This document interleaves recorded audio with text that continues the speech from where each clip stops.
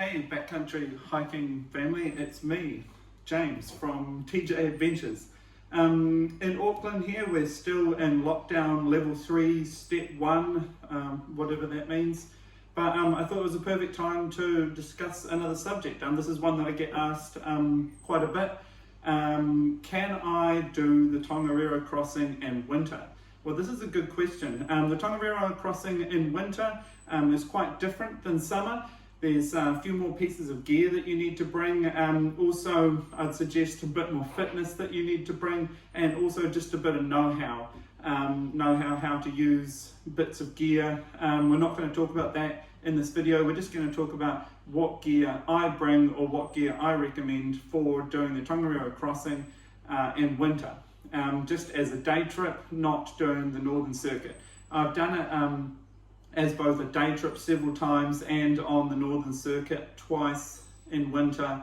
And also I've done quite a bit of other backcountry stuff in winter, like climbing in the South Island, that sort of thing. So yeah, I'm just going to talk about what I take for a day trip on the Tongariro crossing.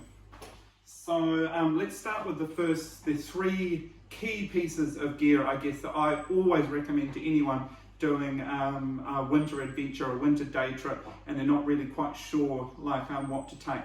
So first piece is emergency shelter. A lot of these stories that I read about people running into trouble in the mountains in the winter, emergency shelter would have saved them or would have saved their lives. So my emergency shelter is simply a cut down little Z-rest to sit on. And a tarp. Now this is a rab tarp. These are quite expensive, but it could just be a tarp like from Mitre 10 or Bunnings or something like that. It might just save your life.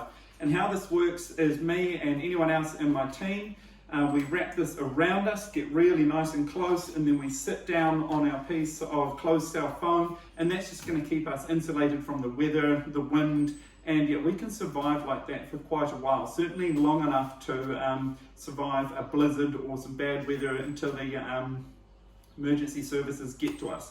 So yeah, that's one of my strong recommendations for any sort of winter mountain travel is emergency shelter and a bit of closed cell foam to sit on. As well as that, the EPIRB. The EPIRB is always a must, so that you can contact someone, let them know you're in trouble. EPIRB. I use an inReach because it's a satellite texting device as well. So you can actually text them, let them know, what's going on, where you are, that sort of thing. Also for winter adventures and ice axe, definitely want to take an ice axe in your group and know how to use it. Plenty of videos out there on YouTube on how to use an ice axe. Yeah. You can also rent an ice axe as well if you're not really sure if you want to get into alpine stuff but you'd like to give it a go. You can rent ice axes and crampons from bivouacs. Next one is footwear. I guess footwear is another really good important thing to decide what you're going to wear on your feet. I've got a few different options that I use. Number one is just the trail runner. So I've got a trail runner fitted with some micro spikes. These are just some Petzl micro spikes. Really lightweight, really easy. Only drawback with these is I guess that you're going to get cold. Your feet are going to get cold, but if you're planning on moving quite quickly and the snow's not too deep, nice and firm snow, maybe there was a frost the night before, these are going to be perfect for you if you're really fit, really keen, yeah, this will be good. Next one is more classic boot. This is a La Sportiva boot. This has actually got a 3/4 shank in it, and this is just the classic sort of clip-on crampons. This is what you'll be renting when you rent them from bivos. They do pretty much these exact model, I think. These are pretty good for the Tongariro crossing and sort of trekking adventures.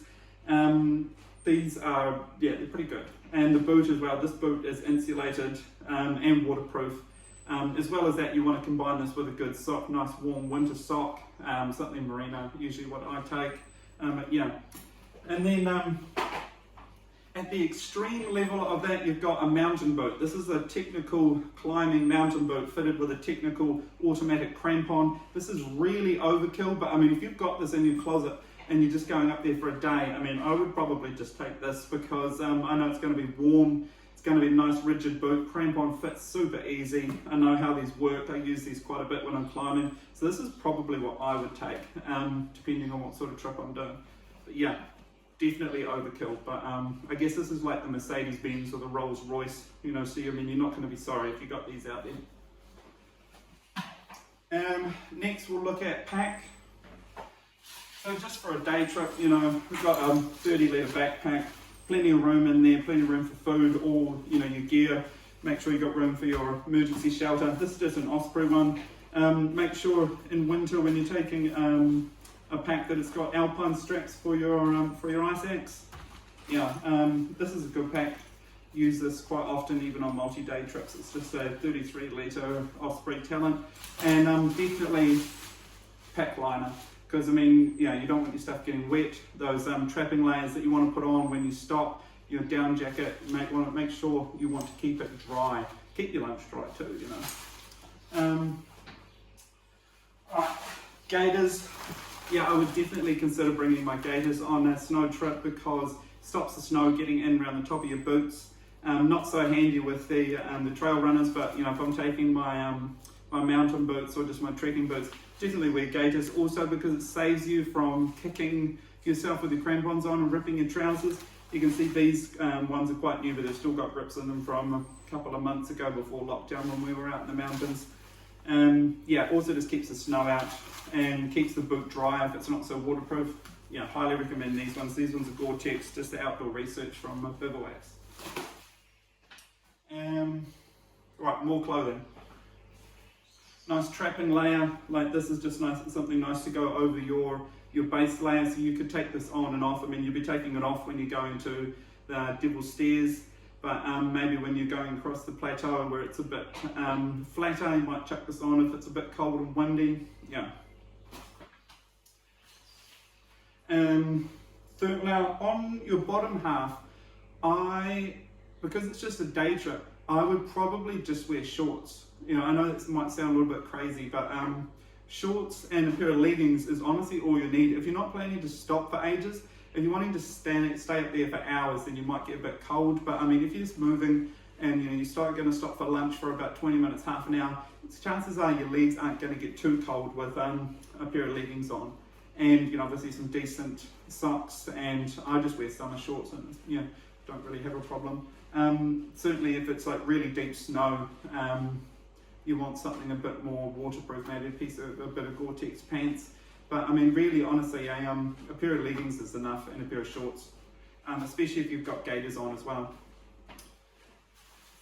Down jacket, definitely want to take a down jacket because it's just your warmest piece of gear, you know, that you want to put it on when you stop, you know. So. I mean, it's just too cold up there in winter for a fleece. You know, fleece would be the only other option that I would think about. But this, in combination with your shell, you know, yeah, that's what's going to keep you warm when you stop. Definitely not going to be walking with this on. We're going to use it when we stop. And also, I mean, this just backs us up too in our emergency shelter. You know, we've got something nice and warm to stick on in case, you know, things get a bit dicey out there or a bit worried. Maybe we've got to get into our emergency shelter. Maybe one of our team members have hurt themselves, rolled their ankle or something. You know, can't go out there without a nice down jacket. And onto some of the smaller things now. Gloves, I've just chosen these ones today. Some liners, and because I'm really not going to be doing many things with my fingers up there, not really like opening, closing carabiners or anything like that. You know, the only thing I'm going to really do with my fingers is eat lunch. I've just chosen these mittens. These are really nice and warm. In combination with these gloves, with the liners, it's going to be warm enough, you know, and you don't really need the dexterity of full finger gloves. So I've just chosen to use these ones today. Water bottle, yeah, pretty self-explanatory. Also, I've chucked this one in here today too, is a thermos. I don't actually use a thermos, but my partner does. So if you've got someone in your team who's maybe a bit cold, you know, feels the cold a bit more than others, a thermos can be a really good idea when you stop to give them something warm to drink, or maybe you yourself, you know, need something warm to drink. Coffee, tea, even just the warm water can be a real lifesaver for that team member who, you know, gets a bit cold. Tongariro Crossing is notorious for 4 seasons in a day, so yeah, definitely wouldn't leave home without my sun hat. Sunglasses as well, these are some nice Cat 4 sunglasses. The glare from the snow can be quite strong and you can get snow blindness quite easily. Beanie, pretty self-explanatory, nice little one here from Rab, and also a buff. Buff is really intrinsic to stopping the wind, keeping your neck warm. My jaw gets quite sore in the cold, so I always just take this with me. This is a nice merino one. Was quite expensive, but I mean it's going to last a while. So yeah, I'm really happy with this as well. This is another important piece of gear that we take. This is just a chamois. This is like what you wash your car with. Get it from the warehouse or Ripco or something. This is really good for drying the sweat. Me and my partner use it. We do each other's backs, you know. And I just find that it's just so good for drying that sweat off so you don't get cold. You know, she finds it quite useful too around the bra strap area for just making sure you get rid of that moisture when you stop so you don't get cold.